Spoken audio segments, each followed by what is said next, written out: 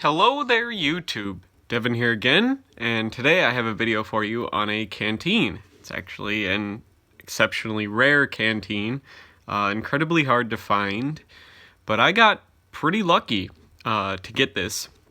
The holster for this, which basically, or carrier, whatever you want to call it, is a reproduction, but the actual canteen itself is original.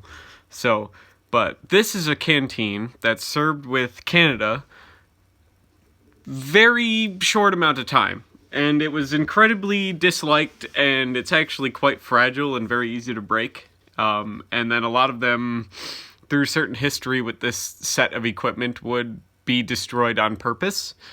But we'll get into it here. This is the Canadian 1899 pattern canteen. Now, as you can see here, it's made out of glass, and it holds about a pint.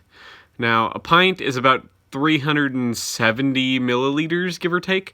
At this point, Canada was still on the imperial system, and it's kind of different. So this is a weird canteen in the fact, as you can see, is it's not very user-friendly. It's basically designed to be like a soda bottle. It's very heavy-bottomed, and it's of a torpedo shape. Now, as you can see, it is kind of industrialized glass. You could see the air bubbles in it because these were like handmade, hand-blown canteens. Now, I really like glass canteens, if you guys have ever watched the channel before, because they are quite rare and you don't see too many examples of them, and they're normally made in like emergency situations, and they're just a lot harder to find than most metal canteens. But this canteen only served a few years with Canada, and it came with the 1899 pattern equipment set, which was actually a fairly adequate set for what Canada needed it for, and ended up being phased out during World War I for more modern types of equipment.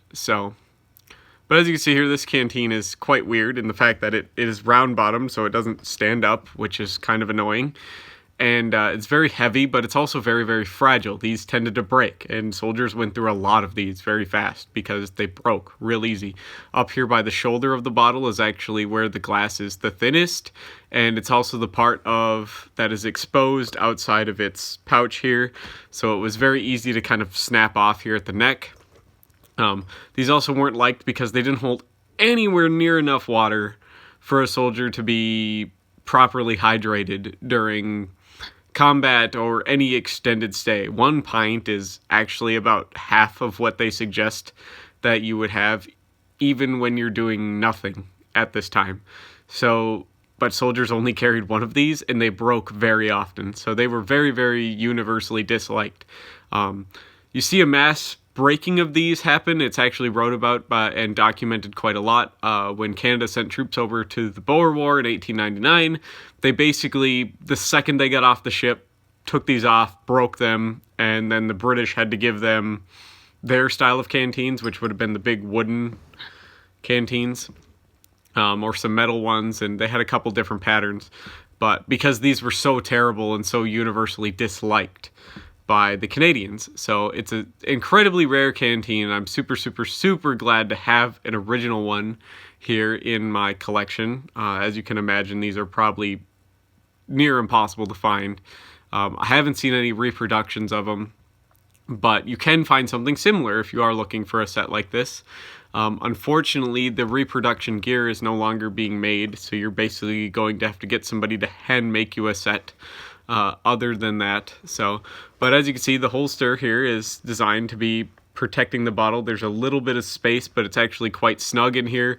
As the leather would kind of go, it would shrink. It needed room to kind of shrink and expand based on water and the environment and stuff. It has very heavy bottom, and it has this little hole cut out to allow water to drain as well as not to create suction when you're trying to pull the canteen out, because there's been people before in the early patterns of this canteen, they didn't have the hole cut in the bottom, and when the leather would shrink, people would actually yank the top of the bottle off and break it when they were trying to pull it out of its pouch here, because it didn't have this hole, and it would create so much suction and the leather would shrink in a wet environment. But universally disliked and ultimately replaced with the British kind of style of flask type canteen that you would see before World War I. ultimately it would be replaced by that, and they would not make their own version of canteen for quite a while after that. Basically, it was borrowing American canteens, or making American designed canteens until after, the modern era. Basically, they still issue canteens based off the 1910 style canteen. So this is basically the last Canadian designed canteen to be mass issued. So, but it makes it incredibly rare finding these. So they're dang near impossible to find in unbroken condition, and super, super rare, and part of an equipment set that I hope to show here on the channel. But I know that there's a lot of you out there who really like the canteen playlist, so I figured I would do this canteen's own video to kind of show you guys some of the weird history behind Canada and how a lot of their equipment was kind of trial by error and using what they had available to them, which unfortunately usually was not the best and didn't work out. So Canada had, a lot like America, a non-interventionist frontier army, basically designed to fight Indians, not really designed to be a military that would go overseas, not really designed for a heavy frontline combat type of army. So it's not the best equipped army for a long period of time. Basically, until World War I, they had just enough to kind of patrol their own territory, and that was all they needed.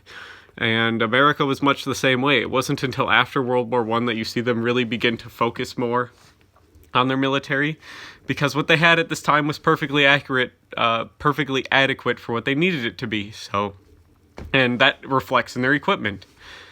So, but hopefully you guys enjoyed this video and you like this type of thing. Like I said, this is an incredibly rare canteen with its own weird and kind of storied history behind it. So they would have been just stopped with a cork. Didn't touch on that.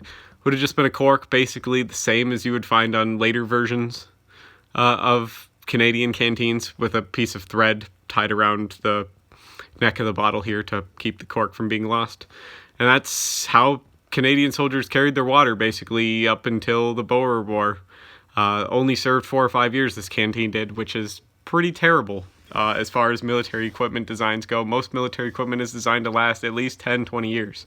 So this is a pretty rare canteen. Hopefully you guys enjoyed this video and you like and subscribe if you like this sort of thing. If you think this is worth a donation, once again, the more you guys donate, the more stuff I'm able to get, the more videos I'm able to make, and the more time I have then, because I don't need to work as much, because I have to set my own hours, basically, with my new job, so I can work as much or as little as possible.